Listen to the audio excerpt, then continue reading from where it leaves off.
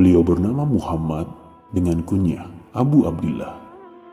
Nasab beliau secara lengkap adalah Muhammad bin Idris bin Al-Abbas bin Utsman bin Syafi bin As-Soib bin Ubaid bin Abdul Zaid bin Hashim bin Al-Muttalib bin Abdul Manaf bin Qusay.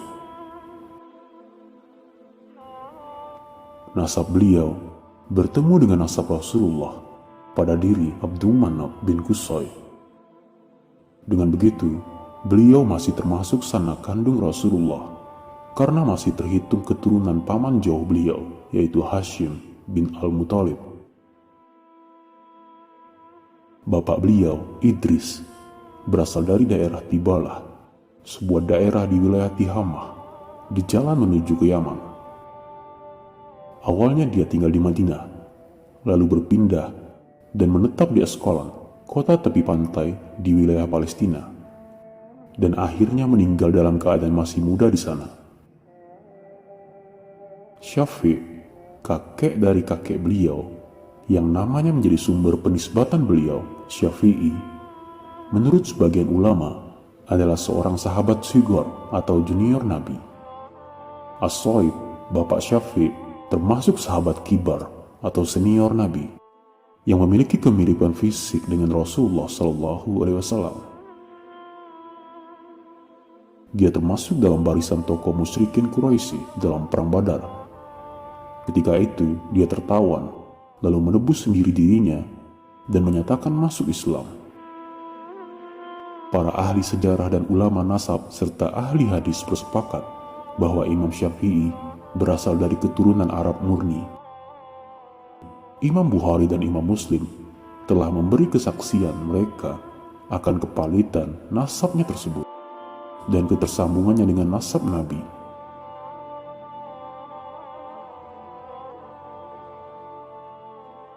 Adapun ibu beliau, terdapat perbedaan pendapat tentang jati dirinya. Beberapa pendapat mengatakan dia masih keturunan Al-Hasan bin Ali bin Abu Thalib. Sedangkan yang lain menyebutkan seorang wanita dari kabilah Az-Zadiyah yang memiliki kunyah Ummu Habibah.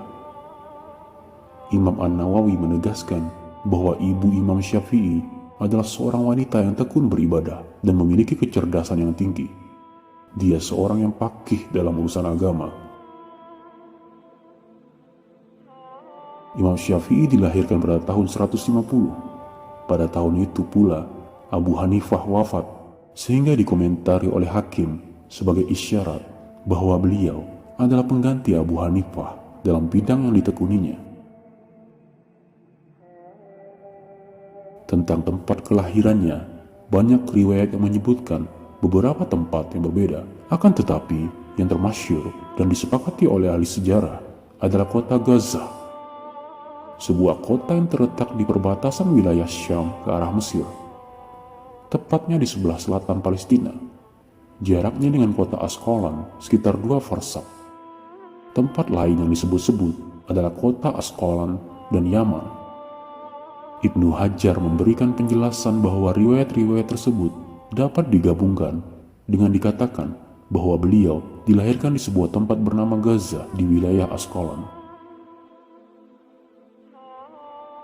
Ketika berumur 2 tahun, beliau dibawa ibunya ke negeri Hijaz dan berbaur dengan penduduk negeri itu yang keturunan Yaman, karena sang ibu berasal dari kabilah Asdiyah dari Yaman. Lalu ketika berumur 10 tahun, beliau dibawa ke Mekah, karena sang ibu khawatir nasabnya yang mulia lenyap dan terlupakan. Pada saat di Mekah, Imam Syafi'i dan ibunya tinggal di dekat Syekh Al-Qaib. Di sana, sang ibu mengiriminya belajar kepada seorang guru. Sebenarnya ibunya tidak mampu untuk membiayainya, tetapi sang guru ternyata rela tidak dibayar setelah melihat kecerdasan dan kecepatannya dalam menghafal. Imam Syafi'i bercerita, di Al-Kutab atau sekolah tempat menghafal Al-Quran, saya melihat guru yang mengajar di situ membacakan murid-muridnya ayat Al-Quran. Maka aku ikut menghafalnya. Sampai ketika saya menghafal semua yang dia diktekan, dia berkata kepadaku, "Tidak halal bagiku mengambil upah sedikit pun darimu." Dan ternyata kemudian dengan segera guru itu mengangkat Imam Syafi'i sebagai penggantinya atau mengawasi murid-murid yang lain jika dia tidak ada. Demikianlah, belum lagi menginjak usia baligh, beliau telah berubah menjadi seorang guru.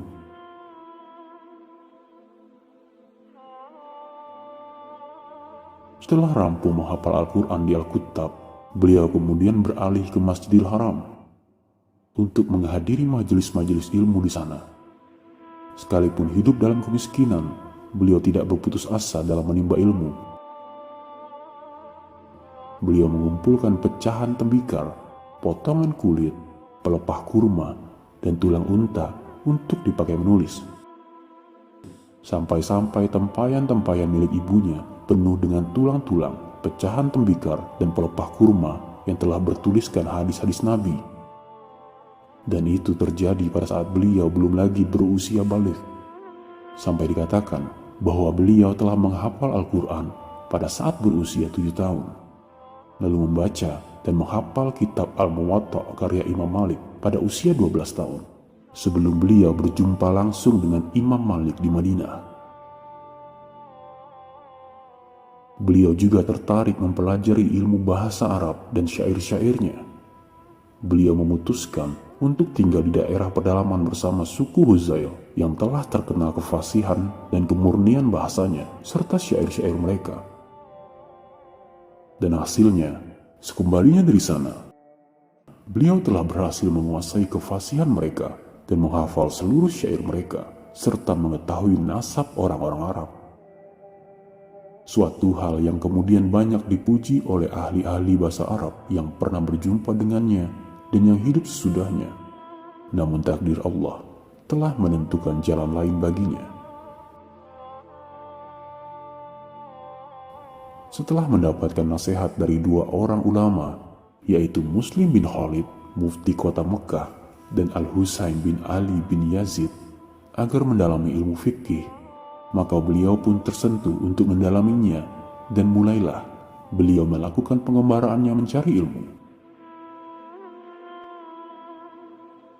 Beliau mengawalinya dengan menimbanya dari ulama-ulama kotanya, yakni Mekah, seperti Muslim bin Khalid, Daud bin Abdurrahman al-Attar, Muhammad bin Ali bin Syafi yang masih terhitung paman jauhnya, Sufyan bin Uyainah, ahli hadis Mekah, Abdurrahman bin Abu Bakar al-Maliki, Syaib bin Salim, Fudail bin Iyad, dan lain-lain. Di Mekah ini, beliau mempelajari ilmu fikih, hadis, lughah, dan muwatta Imam Malik. Di samping itu, beliau juga mempelajari keterampilan memanah dan menunggang kuda, sampai-sampai dikatakan beliau menjadi mahir akan keterampilan memanah dan menunggang kuda. Bahkan dikatakan bahwa dari 10 panah yang dilepasnya, 9 diantaranya pasti mengenai sasaran.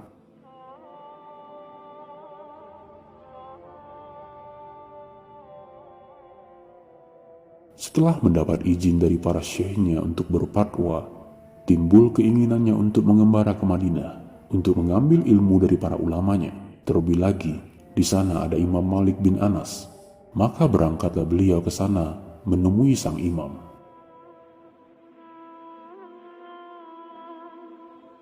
Di hadapan Imam Malik, beliau membaca Al-Muwatta yang telah dihafalnya di Mekah, dan hafalannya itu membuat Imam Malik kagum kepadanya. Beliau menjalani mulazamah kepada Imam Malik demi mengambil ilmu darinya sampai sang imam wafat pada tahun 179.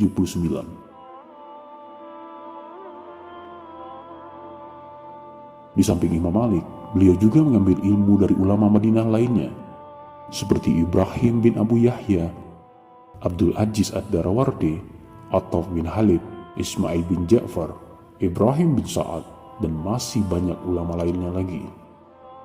Setelah kembali ke Mekah, beliau kemudian melanjutkan mencari ilmu ke Yaman.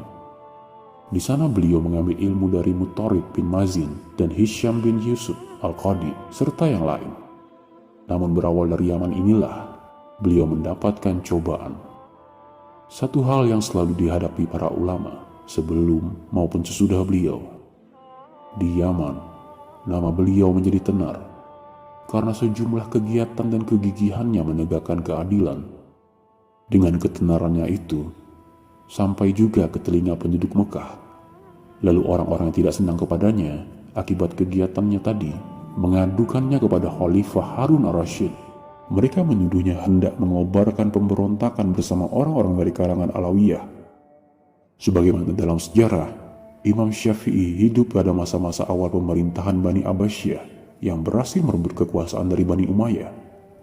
Pada masa itu, setiap khalifah dari Bani Abbasiyah hampir selalu menghadapi pemberontakan orang-orang dari kalangan Alawiyah. Kenyataan ini membuat mereka bersikap sangat kejam dalam memadamkan pemberontakan orang-orang Alawiyah yang sebenarnya masih saudara mereka sebagai sesama Bani Hashim. Dan hal itu menggoreskan rasa sedih yang mendalam pada kaum muslimin secara umum dan pada diri Imam Syafi'i secara khusus. Dia melihat orang-orang dari Ahlul Bait menghadapi musibah yang mengenaskan dari penguasa. Maka berbeda dengan sikap ahli fikih lainnya, beliau pun menampakkan secara terang-terangan rasa cintanya kepada mereka tanpa rasa takut sedikit pun. Suatu sikap yang saat itu akan membuat pemiliknya merasakan kehidupan yang sangat sulit. Sikapnya itu membuatnya dituduh sebagai orang yang bersikap tasyayyu, padahal sikapnya sama sekali berbeda dengan tasyayyu model orang-orang Syiah. Bahkan Imam Syafi'i pun menolak keras sikap tasyayyu model mereka itu yang meyakini ketidakabsahan keimaman Abu Bakar, Umar, serta Utsman, dan hanya meyakini keimaman Ali serta meyakini kemaksuman para imam mereka. Sedangkan kecintaan beliau kepada Ahlul Bait adalah kecintaan yang didasari oleh perintah-perintah yang terdapat dalam Al-Quran maupun hadis-hadis sahih. Dan kecintaan beliau itu ternyata tidaklah lantas membuatnya dianggap oleh orang-orang Syiah sebagai ahli fikih mazhab mereka. Tuduhan dusta yang diarahkan kepadanya bahwa dia hendak mengobarkan pemberontakan membuatnya ditangkap, lalu digelandang ke Baghdad dalam keadaan dibelenggu dengan rantai bersama sejumlah orang-orang Alawiyah. Beliau bersama orang-orang Alawiyah itu dihadapkan ke hadapan Khalifah Harun ar-Rasyid. Khalifah menyuruh bawahannya menyiapkan pedang dan hamparan kulit. Setelah memeriksa mereka seorang demi seorang, ia menyuruh pegawainya memenggal kepala mereka. Sampai ketika pada saat gilirannya Imam Syafi'i. Imam Syafi'i pun berusaha memberikan penjelasan kepada Khalifah. Dengan kecerdasan dan ketenangannya, serta pembelaan dari Muhammad bin Al-Hasan, ahli fikih Irak, beliau berhasil meyakinkan Khalifah tentang ketidakbenaran apa yang dituduhkan kepadanya. Akhirnya, beliau meninggalkan majelis Harun ar-Rasyid dalam keadaan bersih dari tuduhan bersekongkol dengan Alawiyah dan mendapatkan kesempatan untuk tinggal di Baghdad. Di Baghdad, beliau kembali pada kegiatan asalnya, mencari ilmu. Beliau meneliti dan mendalami mazhab Ahlul Ra'yu. Untuk itu beliau berguru dengan mulazamah kepada Muhammad bin Al-Hasan. Selain itu, pada Ismail bin Ulayyah dan Abdul Wahab As-Saqafi dan lain-lain. Setelah meraih ilmu dari para ulama Irak itu, beliau kembali ke Mekah. Pada saat namanya mulai dikenal, maka mulailah ia mengajar di tempat dahulu ia belajar. Ketika musim haji tiba, ribuan jemaah haji berdatangan ke Mekah. Mereka yang telah mendengar nama beliau dan ilmunya yang mengagumkan, bersemangat mengikuti pengajarannya, sampai akhirnya nama beliau makin dikenal luas. Salah satu di antara mereka adalah Imam Ahmad bin Hanbal. Ketika kemasyhurannya sampai ke kota Baghdad, Imam Abdurrahman bin Mahdi mengirimkan surat kepada Imam Syafi'i untuk memintanya menulis sebuah kitab yang berisi khabar-khabar yang makbul, penjelasan tentang nasir dan mansukh dari ayat-ayat Al-Quran dan lain-lain. Maka beliau pun menulis kitabnya yang sangat terkenal, Ar-Risalah. Setelah lebih dari 9 tahun mengajar di Mekah, beliau kembali melakukan perjalanan ke Irak untuk kedua kalinya dalam rangka menolong mazhab Ashabul Hadis di sana. beliau mendapat sambutan meriah di Baghdad karena para ulama besar di sana telah menyebut-nyebut namanya. Dengan kedatangannya, kelompok ashabul hadis merasa mendapat angin segar karena sebelumnya mereka merasa didominasi oleh ahlu ra'yi. Sampai-sampai dikatakan bahwa ketika beliau datang ke Baghdad, di Masjid Jami' al-Warbi terdapat sekitar 20 halaqah ahlu ra'yu. Tapi ketika hari Jumat tiba, yang tersisa hanya 2 atau 3 halaqah saja. Beliau menetap di Irak selama 2 tahun. Kemudian pada tahun 197, beliau balik lagi ke Mekah. Di sana beliau mulai menyebar mazhabnya sendiri. Maka datanglah para penuntut ilmu kepadanya, meneguk dari lautan ilmunya. Tetapi beliau hanya berada setahun di Mekah. Tahun 198, beliau berangkat lagi ke Irak. Namun beliau hanya beberapa bulan saja di sana, karena telah terjadi perubahan politik. Khalifah Al-Ma'mun telah dikuasai oleh para ulama ahli kalam dan terjebak dalam pembahasan-pembahasan tentang ilmu kalam. Dan begitulah kenyataannya. Provokasi mereka membuat Khalifah mendatangkan banyak musibah kepada para ulama ahlu hadis. Salah satunya adalah yang dikenal dengan Yaumul Mihnah. Ketika dia mengumpulkan para ulama untuk menguji dan memaksa mereka menerima paham Al-Quran itu makhluk. Akibatnya, banyak ulama yang masuk penjara bila tidak dibunuh. Salah satu di antaranya adalah Imam Ahmad bin Hanbal. Karena perubahan itulah, Imam Syafi'i kemudian memutuskan pergi ke Mesir. Sebenarnya hati kecilnya menolak pergi ke sana, tetapi akhirnya ia menyerahkan dirinya kepada kehendak Allah. Di Mesir, beliau mendapat sambutan masyarakatnya. Di sana beliau berdakwah, menebar ilmunya, dan menulis sejumlah kitab, termasuk merevisi kitabnya Ar-Risalah. Sampai akhirnya, beliau menemui akhir kehidupannya di sana. Karena kesibukannya berdakwah dan menebar ilmu, beliau menderita penyakit bawasir yang selalu mengeluarkan darah. Makin lama penyakitnya itu bertambah parah, hingga akhirnya beliau wafat karenanya. Beliau wafat pada malam Jumat setelah sholat Isya, hari terakhir bulan Rajab, permulaan tahun 204 dalam usia 54 tahun. Semoga Allah memberikan kepadanya rahmat yang luas. Ar-Rabi menyampaikan bahwa dia bermimpi melihat Imam Syafi'i sesudah wafatnya. Dia berkata kepada beliau, "Apa yang telah diperbuat Allah kepadamu, wahai Abu Abdillah?" Beliau menjawab, "Allah mendudukan aku di atas sebuah kursi emas dan menaburkan pada diriku mutiara-mutiara yang halus." Sekalipun beliau hanya hidup selama setengah abad dan kesibukannya melakukan perjalanan jauh untuk mencari ilmu, hal itu tidaklah menghalanginya untuk menulis banyak kitab. Jumlahnya menurut Ibnu Zulaq mencapai 200 bagian. Sedangkan menurut Al-Marwazi mencapai 113 kitab tentang tafsir, fikih, adab, dan lain-lain. Yaqut Al-Hamawi mengatakan jumlahnya mencapai 174 kitab yang judul-judulnya disebutkan oleh Ibnu An-Nadim dalam Al-Fahrashad. Yang paling terkenal di antara kitab-kitabnya adalah Al-Um yang terdiri dari 4 jilid berisi 128 masalah, dan Ar-Risalah Al-Jadidah yang telah direvisinya mengenai Al-Quran dan As-Sunnah serta kedudukannya dalam syariat. Semoga kisah ini bermanfaat bagi kita semua.